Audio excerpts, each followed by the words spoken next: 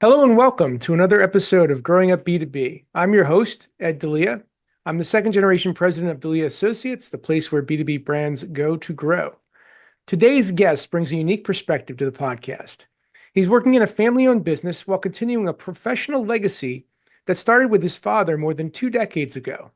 Conor Keough is part of the team at Lamar Advertising, one of the largest out of home media companies in the US. With thousands of billboards, digital displays, and transit advertising assets across the country, Lamar is a powerhouse in the B2B and B2C advertising space. Conor's father, Patrick Keough, has been with Lamar for over 21 years now. And now Conor is building a career of his own at the same company, bringing fresh energy, ideas, and a shared sense of purpose to the same organization where he grew up watching his dad thrive. Conor, welcome to Growing Up B2B. It's great to have you here today. Thank you. I appreciate you having me on. Awesome, awesome. So let's start with your current role. Tell us a bit about what you do at Lamar and what excites you most about the work you're doing. Yeah, sure. I guess first of all, Lamar is a OOH company. So what Mhm. OOH is out of home. The most common form of out of home traditionally is billboards. So my role here at Lamar, I'm an account executive for our New York City and New Jersey markets. I cover all five boroughs and then the entirety of Jersey down until probably around the AC Atlantic City area. And I'm responsible for a few different aspects. I look for new businesses to advertise on the billboards as well as manage the current pipeline of businesses as well. I have a little hand in the marketing aspect and creative side, working with businesses to come up with the actual advertisement that goes on the billboard. But I don't want to toot my own horn because I don't do any of the actual creatives. Understood, understood. Out of curiosity, just give us a sense of magnitude. Like how many out of home positions might be in that New York, New Jersey market alone? It's got to be huge. Yeah, when you say positions, Like out of home, actual billboards, actual out of home assets and opportunities for people to promote on.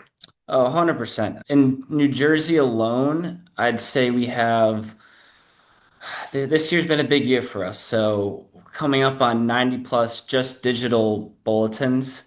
And then I would say over 150 just the traditional static bulletins as well in digital combined as a total. And then New Mhm. York City is a whole different ball game. We have some pretty unique inventory. We have wallscapes that's all hand painted. Wow.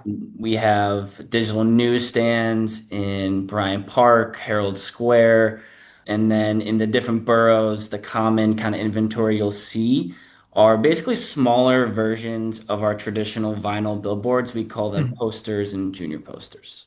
Okay. Okay. The wall murals, those got to have to be interesting engagements. Can't even Yes. imagine what it takes to get one of those put together. So the most famous wallscape I'd say that we have, I like to say in all of Lamar, is there's a giant wallscape right outside of Madison Square Garden on 8th Ave and 34th or 33rd Street. Right now it's Montefiore Health Systems here. They've been on it for a couple of years, but traditionally that's one of our most just iconic kind of inventory that we have, and everything's hand painted too. So when you see it, you're like, wow, I can't believe this is hand painted. And a prime visible location too. Exactly, So right outside of MSG, Penn yeah, Station. So that's awesome. That's awesome.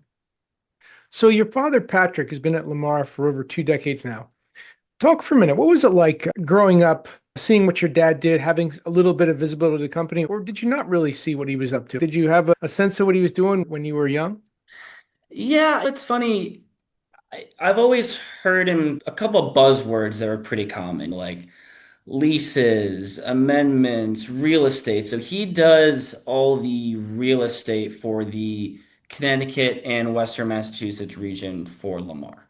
So Okay. he's working with landowners, business owners, just doing 20, 30-year leases or even longer or shorter. But I guess more on a personal level, like growing up, that's something that I definitely had no visibility on. The things that I remember are he used to bring home our large 14 by 48 vinyls that he would set up in the backyard and make giant slip and slides for me and my friends. So That's it's like it's hilarious. yeah, so it's like small things like that. Even when I graduated college, Lamar did a campaign for all of the recent Lamar family graduates. So he put my face up on a billboard saying congrats Oh, cool. on some of our digitals in Western Massachusetts. And that was also during 2020. That's when I graduated college. So it was an interesting time to graduate, to say the least. Oh, it sure was. My goodness. But on the flip side, it's cool to see your face in lights, so to speak, a giant billboard. I even had some of my friends just, I'm like walking back, like I said, grew up in Massachusetts, just walking around town. They'll either text me or see me and they're like, "You're on the billboard." I'm like, "Yeah." You're famous. So, as you were maybe getting a bit older, beyond the slip and slide age, Yeah. did you always envision yourself joining Lamar, or did that come later as your career goals evolved, Connor? Yeah, that's a good question. When I was just graduating college, my interest was actually more on the digital side. So I was hoping to do things in social media or work for a marketing agency. That was because my degree is in communications. That's what I was hoping for. I didn't expect to join Lamar right out of college. I think the biggest thing was, like I said, I graduated in 2020. The job market wasn't great, especially for recent college graduates, and especially myself wanting to move down to the greater New York City area. There was only, for me specifically, a lot of just sales jobs that were open. So I did a few sales jobs, and honestly, I'm glad I went that route instead of joining Lamar right away, just so I can build my sales experience, get comfortable with the uncomfortable of sales, which could be cold calling, meeting new people. And then I think it actually worked out timing wise perfectly, where I came into Lamar, New York, having 3 to 4 years of sales experience. And now I could hit the ground running and skip the learning curve a little bit when it came to the sales aspect.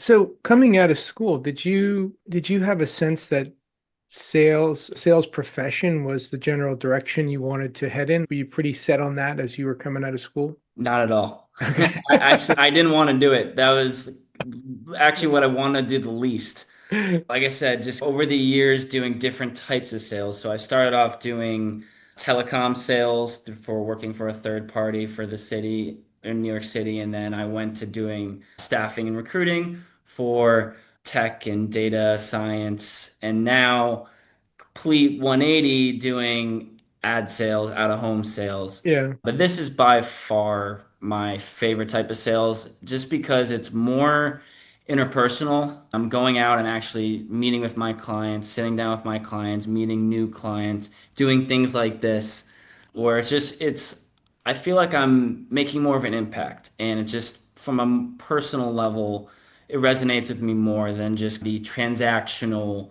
sales that I was doing before. And you definitely picked the two very, I'll say, highly competitive categories to learn your craft. My goodness, staffing is incredibly competitive, as is telecom. Not to say that out of home isn't, but comparatively speaking, it's not just tough to get somebody on the phone. It's you and 10 others that they're Exactly. talking to. So good for you for surviving that. Thanks. I don't know that I would. That's funny. As you were going about your journey, maybe even pre-Lamar, kind of advice or maybe what kind of example did your dad set that kind of helped you orient to where you were going? Like would you and he have conversations as you were coming out of college about career and what kinds of things was he imparting on you at that time? Yeah, that's a good question. It's funny. I would say it's less on what has said to me and less on our conversations. It's more on the example that he's just set for his entire life. He was a former college athlete. He played football at UMass. Oh wow, okay. I myself, former college athlete, played lacrosse at Manhattanville University. So it's more the little things of getting in early. When you're there, being productive, going 110% at all times, giving maximum effort, and then also being accountable, being a good teammate. But if I'm not afraid to ask my coworkers for a piece of advice or what they would do in this situation, and I hope they would feel the same way about me. And then it's just being accountable. At the end of the day, like Lamar is a business. Our market has to make our numbers for the year. So it's being accountable to the rest of the Lamar corporate and my bosses to do my part in it. So it's the little things like that he's just instilled in me. I wouldn't say, any conversations that really stood out, but I would say it's more the little things. So just by virtue of observation and influence. 100%. Yeah. And I can honestly attest to any of the guests that I've had on, who, myself included, who played collegiate sports or higher. In fact, I interviewed a fellow yesterday who was at a few years with the Detroit Tigers. Oh, wow. But I think what's common and what I've often seen is there's a foundational drive and a desire to succeed, and not surprisingly, a desire to win, because that's what high level sports is really about. It's about competing and with the intent to win. So I think a lot of times former athletes carry that into their business life and carry that same drive and mentality and focus and going about their work with great intent, as you must do when you're a college athlete playing lacrosse or football or whatever the sport of choice. Yeah. Especially with sales as well. There's a lot of For aspects sure. between playing sports in general, doesn't have to be college, and sales, just having that mindset to always be hunting and for new business and working hard, and you just don't want to sit back and rest on your laurels. Yeah. As you do, you're dead. Maybe Exactly. not today, but I've heard a couple of great anecdotals from a past guest. One said, especially in a business development capacity, make time now so you don't have time later. Because if all you have is Yep, time later, you're in trouble. exactly. And the other part of the piece of advice, the difference between great success and doing good is one more thing. So he Mhm. said, I always strive to do one more thing before I end my day. And that one more thing often makes the difference between 100%. a win and not. But again, both who I'm referencing, former D1 athletes. So Yep. not surprising, maybe. Okay, so along comes this opportunity at Lamar. Talk about that. And did you and your dad have how that came to be and how the conversations with you and your father transpired around that time? Yeah, it was funny. It was pretty casual. So I don't want to ever talk bad about my former employers. I'm just gonna say I realized at one point that the direction that my position was going, and I just didn't see a future at the Hmm. business. So I was casually just looking elsewhere. Both my parents were aware of it, and my dad has known our general manager here at Lamar, New York for 10, 15 years. So they talk every now and again, and he just happened to see that there was not only a sales role open, but there was actually a real estate position open here in New York. So Hmm. I was thinking like, ooh, real estate, that's something my dad does, but it's also different than sales. That sounds interesting. Yeah. So he was able to just facilitate a conversation, and that was it. Basically, he was like, Connor, I'll connect you via email with Chris, who's our GM here in New York City. But after that, I want absolutely nothing to do with it. This is all you. And that's how our relationship got started with Lamar. And Hmm. it's to an extent, it stayed like that. It has stayed like that. I would say every now and again we will talk shop, but it's not, he doesn't do sales, and I don't do real estate. So it's Right. more of our talking shop is more of hearing about his day to day and his wins and his losses, Mhm. or just like anything that their office is doing. And it's the same thing with me as well. My wins, my losses, anything that I've been stuck on. But in terms of us like actually like being correlated or interacted, it's two separate markets. So they're pretty different markets as well. So it's really not a sense of, I don't know, let me ask you the question. Your dad maybe opened the door, but ultimately it was you that walked through it and was Yes. able to win the opportunity to the position. That said, though, your father being legacy in the company, 20 years, 20 plus Mhm. years, you new to the company, comparatively speaking. Do you feel a sense of legacy relative to, hey, I'm Patrick's son, so maybe I have to go a little harder, maybe I have to do it a little better than the other guy, or do you feel that in your day to day? If so, how? It's a good question. I would say in my interview process with Lamar, I felt it a little bit. And then I would say the first month or two, I felt it. And then it, and then I was just like, no one outside of my two bosses at our office knows who my dad is. They didn't even know that he worked for Lamar. Okay. So then I was like, okay,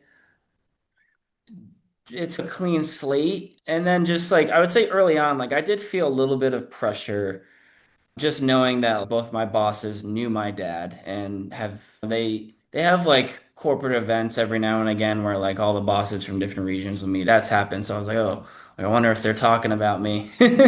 But honestly, I would say besides like really the initial first couple months at Lamar, after that, it's really just been the polar opposite of, nope, this is all me. Like I don't want to say I don't care if they speak, but at the end of the day, like he has no he has nothing to do with my relationship with my bosses and my Mhm. coworkers here and my clients and anything like that. So it's really just like that realization of this is all me and the training wheels are off. Thanks for helping me get here, Dad, but it's my time to fly now. And now it's on you. And it's really, yet he's still out there. He's still working, maybe for another 10 or 20 years. Who knows, right? There's certainly that influence, but basically it sounds it's at arm's length, not by design per se, but just by virtue of circumstance. Where you are is just in a different area of the company than where he is. So it's not a situation where you'd be crossing paths every day. If you probably, it sounds like you don't hardly cross paths at all. So I wouldn't say we've crossed paths at all, but I crossed paths with his office. Oh, okay. So there's just because Connecticut and New York are so close together, there's naturally some overlap with certain clients wanting to do billboards in both Connecticut and New York. Um, Okay. so I've had a couple interactions with their sales manager, Jim, their general manager, and then a few of their AEs, just because of that overlap naturally. But like I said, he's also on the real estate side. So like every now and again, like I'll hear the real estate guys in my office, but like, oh, I just got the phone with your dad. He says he hopes you're doing well. Like just things like that, but nothing like specifically. Okay. When there are all company gatherings, do you guys sit together or are you not allowed to sit together? I haven't been put in that position yet, honestly, unless there's a chance that I get promoted to possibly like a sales manager one day. That would be interesting, and we'll cross that path when it happens. But we haven't had that opportunity yet. I've had events with his counterparts in Connecticut with sales and the general manager, but not him specifically. Okay. Okay. So it sounds like you're carving out your own path, very much distinct from him.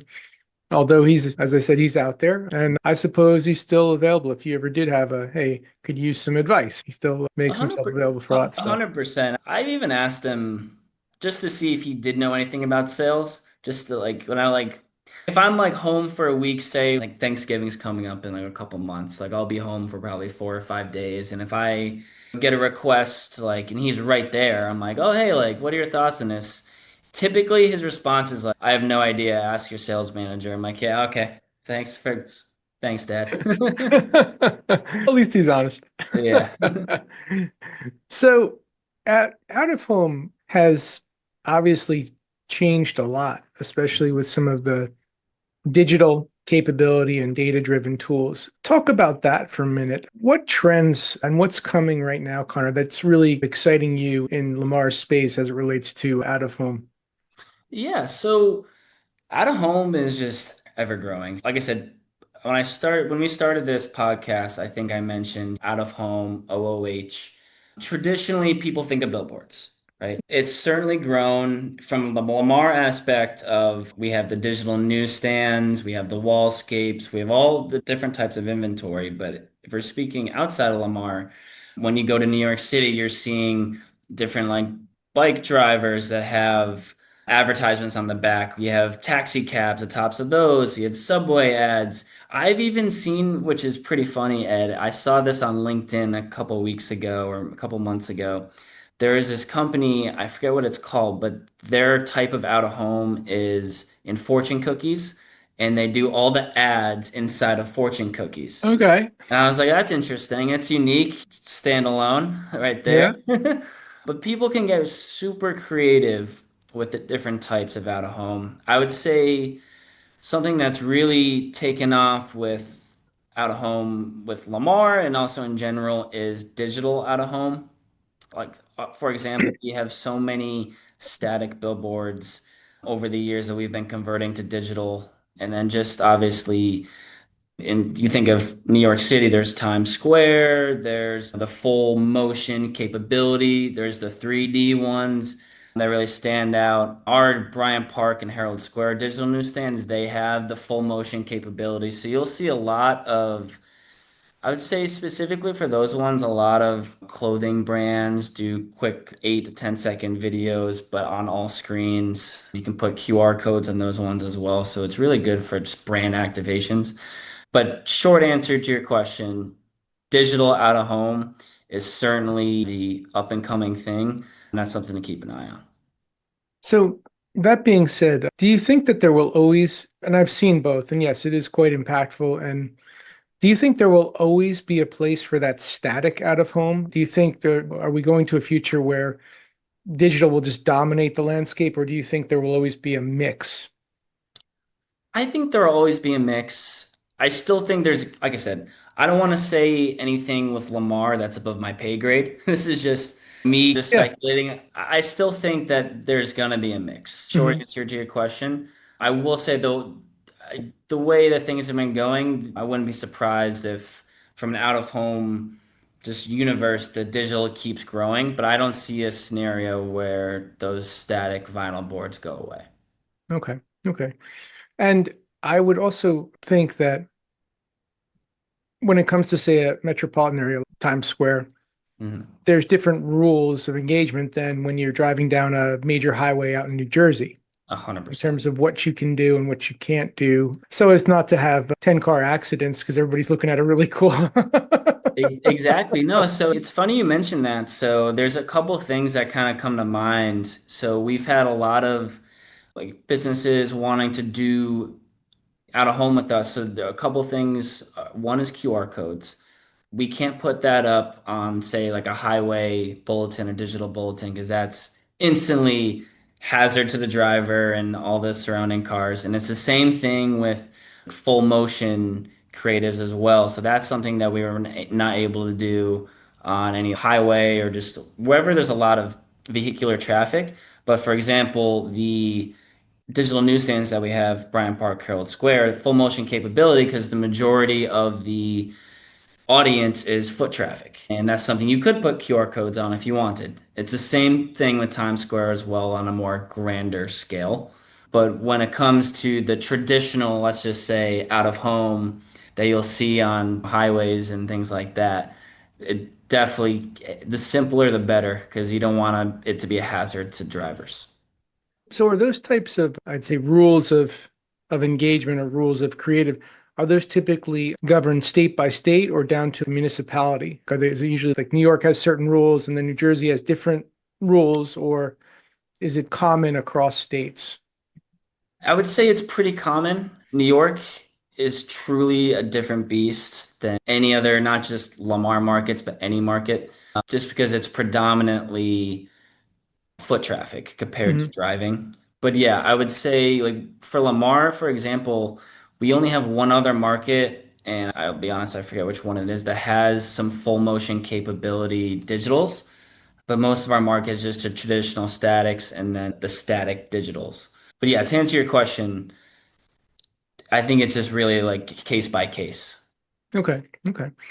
Bringing it back to the company as a whole, what would you say that Lamar does particularly well when it comes to maintaining a strong internal culture as well as encouraging long-term relationships with its personnel, much like your dad, 20 plus years is a sizable number of years. So what do you think it is about Lamar that keeps people like yourself, like your dad, happy, engaged, positive about representing the company as a whole?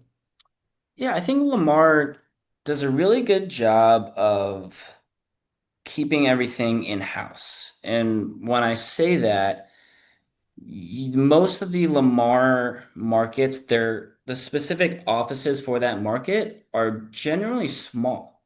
So for example, like I'm in the New York City office. We are the largest market in all of Lamar, and we only carry around 9 to 10 sales reps, and we have a couple of real estate and support staff. So there's less than 20 people in our office, and this is Okay. like this across every single Lamar market. I just think that just all stems from corporate of just being tight knit, wanting to work together. And I think the one thing that I've realized with working at Lamar is everyone wants you to win. And for example, like my sales manager from the day that I have started has set me up to be or put me in places with opportunities to win and to grow and to learn. I remember the first like few weeks, a lot of one-on-one time with him. He would send me out to go what we call prospecting. So this is I was going to different parts in New York City, different parts of New Jersey, trying to find potential new businesses to work with, and then he would come back and tell me like which businesses maybe we already work with or which ones were a good find or things like that. And then just always if there's people calling in, they have a whole system of delivering those to different sales reps as well. But I would say the other aspect of it, which is unique to Lamar, is because there's so many markets, there are always internal opportunities to go to a different market. So I think if you're open to moving, then that creates a greater opportunity to even get that promotion that maybe you wouldn't be able to have in the current market that you're in, which is pretty unique. So they always are posting different internal opportunities, but that's a unique part of Lamar that I like. Cool. Cool. Given that you and your dad sort of function in different capacities in the company, and when you've probed him on sales acumen, he said he defers to your sales leadership. Yeah. Have there been any kind of moments or milestones that you have exchanged with your dad that stand out, such as like when you found out you got the job? Did talk about moments like that, if you would. I would say I'm just trying to think of specific ones. I think my first deal was a big one. I was working with the Salon Professional Academy down in Howell, New Jersey. And that happened within the first few months. And I just remember just that elated feeling because it's like your first deal, like you got it over the line. And we were really able to, at least I think, make a pretty big impact on the business. But more so back to your question, I'm sharing that with my dad. He just was like, he was just obviously very proud of me, but then also at the same time, you go back to that athlete's mentality of, okay, like you had a win. Now we need to get more of them. And how are we going to get more of them? What did you do? What can you learn from this situation and apply it to all the next future wins and hopefully not as many losses, but what can you learn from this? What he brought to my attention. I was like, you know what? You're right. I don't want to be here. I don't want to be here. I want to stay right here. That's excellent advice, and it's sometimes challenging when you get a big win, whether it be your first, your 10th, your 100th, whatever. There's that feeling of elation, and then there's also that, okay, let's bring it back down to Yeah. neutral because we're not done. Maybe we're And done with then that one for now, but we're not done. exactly. And Rest. there's been a few, I would say, I'm like I said, I'm coming up on this December will be 2 years with Lamar. And there's been a few that I've just happened to be home in Massachusetts with them, and obviously I'm checking my phone and I've just casually brought up on the situation and sometimes it's taken a week, sometimes a deal has taken a couple months, 6 months, and it's more when those come into fruition that I'll share like the success stories and Yeah. they're always just pumped and got my back. And even as like parents, it's like I post, for example, if I post something on LinkedIn, they'll repost it, or if I post something on Facebook, they'll repost it to their network. It's even just like small things like that that both my mom and my dad do. So. Speaking of your mom, and I didn't ask this before, but when you started to explore this opportunity, did she have any things to say about it? Did she chime in on that? Any thoughts from her that she offered up? That's a good question. I'm trying to think. She just It just goes back to any opportunity, whether it's Lamar or not, just put your best foot forward and don't take your foot off the gas. Being the mom that she is, she's like, you always got a support system here, honey. If you ever need to talk, if you want to call or vent, if it's about Lamar, like I could talk about it. You don't have to talk to your dad. And just the classic mom stuff Yeah. which is always reassuring, great to hear. But I can't say anything like in particular that really stood out to me. Okay. Okay. This is, I think, an important question for our listeners because your scenario, while a little bit unique, is not totally unique to other scenarios where you've joined an organization where a parent has a presence and a long tenure. So, for others who might be thinking about going down the same path, hey, I'm thinking about joining this company. My mom or dad has been there for 10 years, 20 years, 30 years, whatever it might be, what might be a piece of advice you'd give somebody that's considering that path? I think first and foremost, have a conversation with that parent. And then I think to really define the relationship you want to have at work if you do get that job prior to starting that job.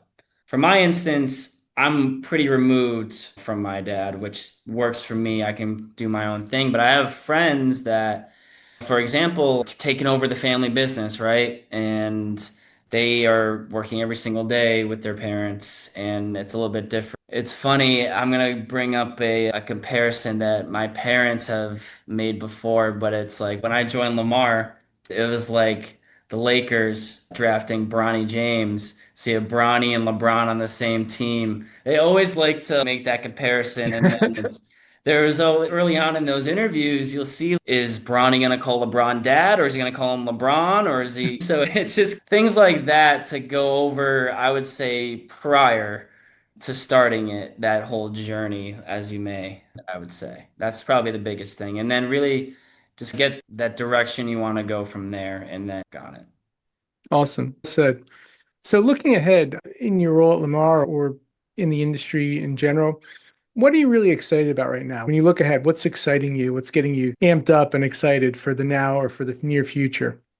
Yeah, so I think something that I mentioned to you pre this podcast was that Lamar recently is now a member of the Hunterdon County Chamber of Commerce. I'm going to be the rep that is going to be down there now, going to different events every month. There's this business bash coming up that I'm excited to integrate myself with the community down there and just get to meet hopefully some potential businesses or just leaders in the community that we can hopefully make a difference with their business and their reach within the community, whether that could be it could be local politics, it could be mom and pop shops, it could be literally a giant healthcare company, it could be a lot, like I'm just spitting out anything here. But I'm just excited to integrate myself down there because this is something that's going to be new for me. I've done a little bit here in Hoboken. That's where I live right now. But we don't have any inventory in Hoboken. So this has just Mm. been more like word of mouth, even like here in the city as well. But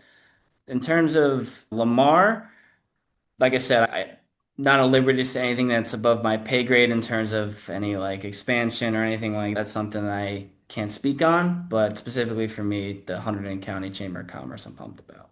Nice. And good luck with that. Thank you. Last question. If somebody wanted to connect with you to learn more about you, your story, or more about opportunities to leverage the resources of Lamar, what's the best way for them to connect?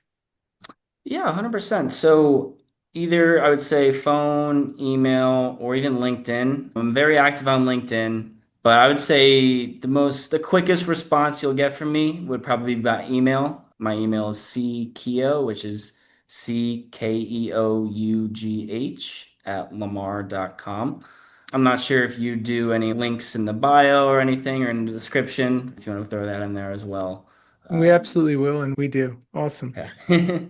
Conor, thanks so much for sharing your story. It sounds like you come from amazing family, great, both mom and dad, amazing people. And it sounds like great mentors and guides in your life. And you're sharing and showing how generational influence can certainly shape not just where we work, but how we show up and how we Mhm. grow our careers. So again, listeners, we've been speaking with Conor Keough of Lamar Advertising, part of a multi-generational journey inside one of the country's top out-of-home media companies. And I'm Ed Delia, and this is Growing Up B2B. Thanks so much for listening, and we'll see you next time. Conor, thanks so much for joining us today. Thank you. I appreciate it. Take care. Bye.